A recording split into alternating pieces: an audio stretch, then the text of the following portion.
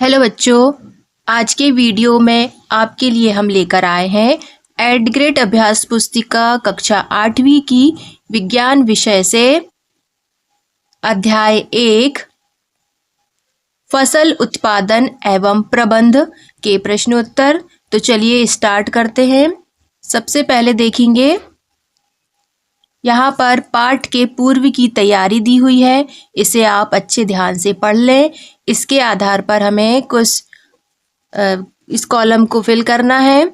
यहाँ देखेंगे एक साइड लिखा है उपकरण और एक साइड कृषि में उपयोग आने वाले उपकरणों को छांट कर लिखिए।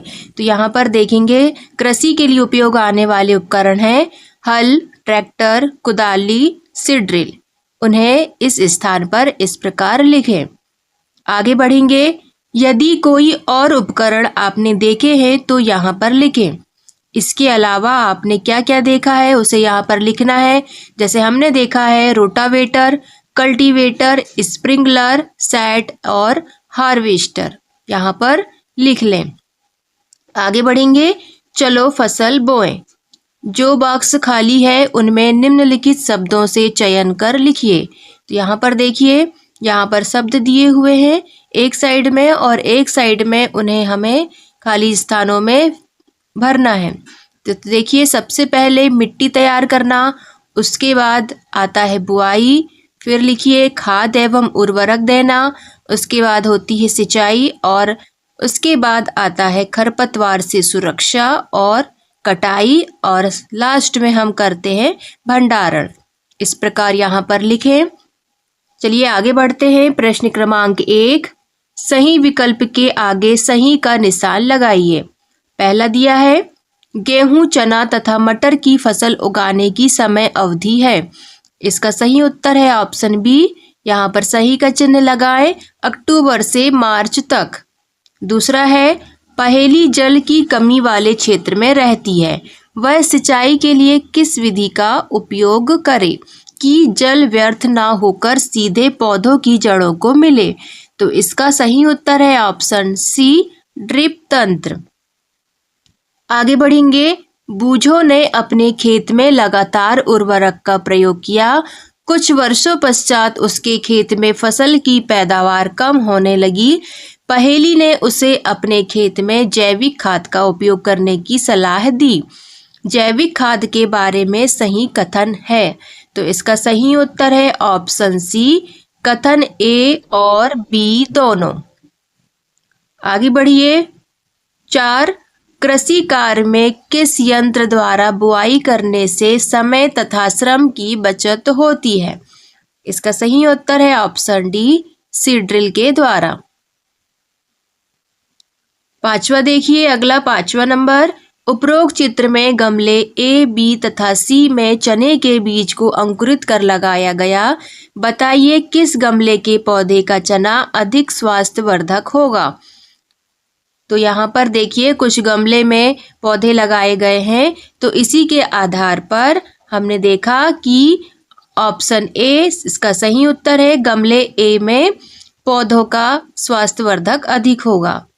आगे बढ़ेंगे। प्रश्न क्रमांक 2, दिए गए शब्दों में से चुनकर रिक्त स्थानों की पूर्ति कीजिए। यहाँ पर शब्द दिए हुए हैं, आपको रिक्त स्थानों में भरना है। तो पहला है बूझो द्वारा अपने असमतल खेत में सिंचाई के लिए छिड़काव तंत्र उपयोग किया जाता है। सही रिक्त स्थान में आएगा छिड़काव तंत्र। दूसरा है पहेली समुद्र तटीय क्षेत्र में रहती है, उसके परिवार के सभी सदस्य मछली का मुख्य आहार के रूप में उपयोग करते हैं। तीसरा, खाद से मिट्टी को ह्यूमस प्रचुर मात्रा में प्राप्त होता है।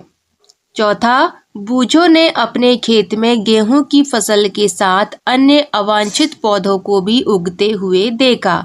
इन अवांछित पौधों को हटाने के लिए बूझो खरपतवार नाशी का प्रयोग करेगा।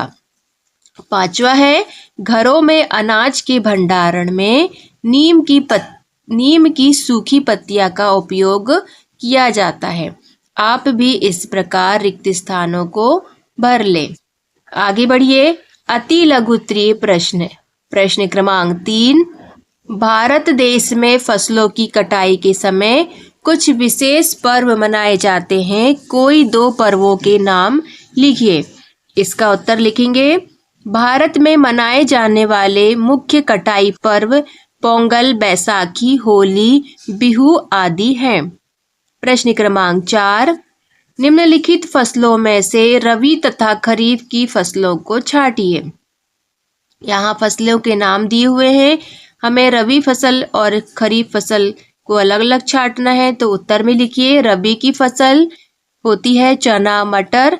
खरीफ की फसल है धान, मक्का, सोयाबीन, मूंगफली। आगे बढ़ेंगे। प्रश्न क्रमांक 5, बाजरे की फसल के लिए गर्म एवं आर्द्र मौसम की आवश्यकता होती है। यह किस प्रकार की फसल है व इसके उगाने के लिए उपयुक्त महीने कौन से हो सकते हैं? इसके उत्तर में लिखिए, बाजरे की फसल मुख्यतः खरीफ की फसल है।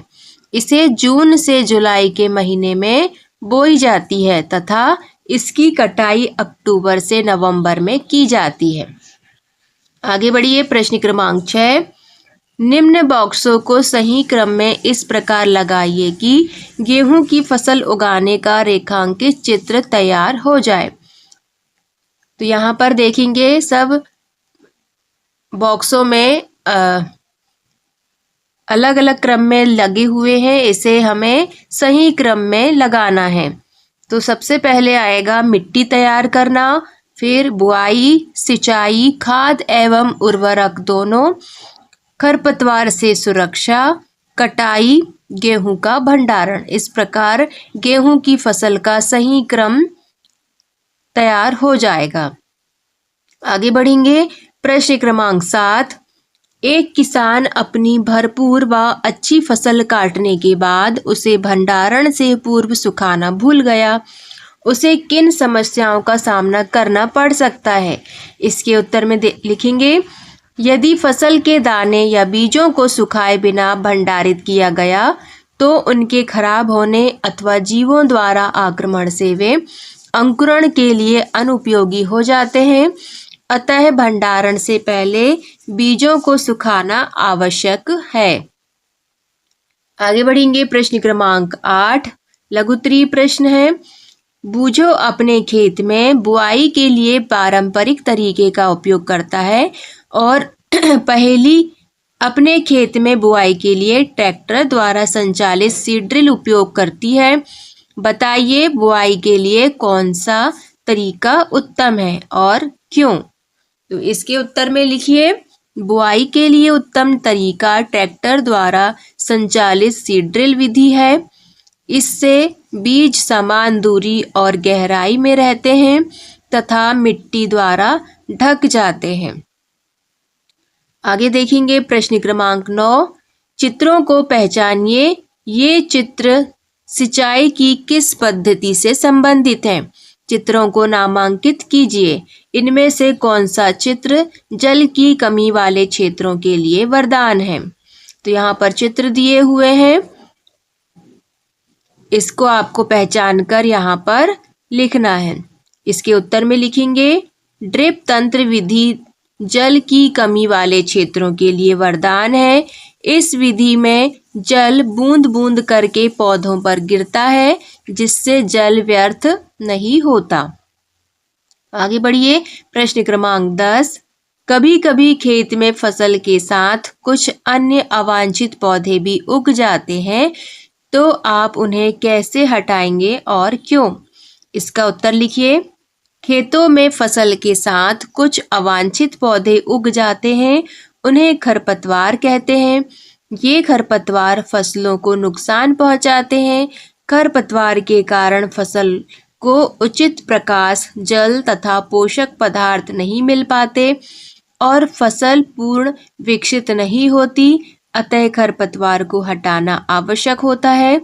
पशुओं और मनुष्यों के लिए ये विषैले अथवा हानिकारक भी होते हैं। आगे बढ़ेंगे। प्रश्न क्रमांक 11, एक बर्तन में स्वस्थ और कमजोर बीज रखे हैं, हम इसमें से स्वस्थ और कमजोर बीजों को कैसे पृथक करेंगे? तो इसका उत्तर लिखिए। एक बीकर लेकर उसे पानी से आधा भर लेते हैं तथा इसमें आधी मुट्ठी बीज डाल देते हैं। कुछ समय प्रतीक्षा करते हैं। हम देखते हैं कि कुछ बीज बीकर की तली में बैठ जाते हैं और कुछ बीज पानी के ऊपर तैरते हैं। तली में बैठे बीज भारी होते हैं जो कि अच्छी गुणवत्ता वाले बीज होते हैं। इस प्रकार से हम कमजोर और स्वस्थ बीजों को पृथक कर लेंगे। आगे बढ़िए। प्रश्न क्रमांक 12। आपको खेती के लिए एक सूखा भूखंड दिया गया है। बीजों को बोने से पूर्व आप क्या क्या तैयारी करेंगे और क्यों? इसका उत्तर लिखिए। फसल उगाने से पहले मिट्टी तैयार करना प्रथम चरण है। मिट्टी को पलटना तथा इसे पोला बनाना कृषि का अत्यंत महत्वपूर्ण कार्य है। इसमें जड़ें भूमि में गहराई तक जाती हैं। पोली मिट्टी में गहराई में धसी जड़ें भी सरलता से श्वसन कर सकती हैं। अच्छी उपज के लिए बुआई से पहले मिट्टी को भुरभुरा करना आवश्यक है। यह कार्य हल, कुदाली तथा कल्टीवेटर से किया जाता है। इसके बाद बुआई की जाती है। बोने से पहले अच्छी गुणवत्ता वाले बीजों का चयन किया जाता है। आगे बढ़ेंगे। दीर्घ उत्तरीय प्रश्न। प्रश्न क्रमांक 13। बूझो तथा पहेली अपने अपने खेत में खड़ी फसलों को देखकर बातचीत कर रहे हैं। इस बातचीत को आप अच्छे ध्यान से पढ़ेंगे। इसी के आधार पर हम प्रश्नों के उत्तर लिखेंगे। तो पहला प्रश्न है, उर्वरक में कौन से पादप पोषक तत्व प्रचुरता में पाए जाते हैं? इसका उत्तर है, उर्वरक में पादप पोषक तत्व जैसे कि नाइट्रोजन, फास्फोरस तथा पोटेशियम प्रचुरता में पाए जाते हैं। दूसरा प्रश्न है, मिट्टी को ह्यूमस कौन प्रदान करता है? इसका उत्तर लिखेंगे। मिट्टी को ह्यूमस जैविक खाद प्रदान करता है। तीसरा है, जैविक खाद से क्या लाभ है? इसका उत्तर लिखेंगे। जैविक खाद से फसल अधिक गुणवत्ता वाली और स्वास्थ्य के लिए लाभकारी होती है। चौथा है, उर्वरक तथा खाद में से फसलों तथा मिट्टी के लिए क्या अच्छा है और क्यों? इसका उत्तर लिखिए। उर्वरक तथा खाद में से फसलों तथा मिट्टी के लिए खाद ज़्यादा अच्छी है क्योंकि इसमें मिट्टी को ह्यूमस अधिक प्राप्त होता है। अगला पांचवा प्रश्न है, उर्वरकों के कोई दो उदाहरण दीजिए। इसका उत्तर लिखिए। पहला यूरिया, दूसरा NPK, तीसरा सुपर फास्फेट। आगे बढ़ेंगे। प्रश्न क्रमांक 14। अनुकूल जलवायु परिस्थितियां, उचित खाद व उर्वरकों के उपयोग के बाद भी किसान को फसल की अच्छी उपज प्राप्त नहीं हुई, इसके संभावित कारणों को लिखिए। इसका उत्तर लिखिए। अच्छी उपज प्राप्त न होने के संभावित कारण निम्नलिखित है। पहला, बीज की गुणवत्ता उपयुक्त न होना। दूसरा, जल प्रबंधन उचित न होना। तीसरा, मृदा की स्थिति उचित न होना। चौथा, रोग और कीट संक्रमण। पांचवा, समय पर कृषि कार्य न होना। छठवा, उचित फसल प्रबंधन की कमी। और सातवां है अधिक उर्वरक का प्रयोग आदि। आगे देखेंगे। प्रश्न क्रमांक 15।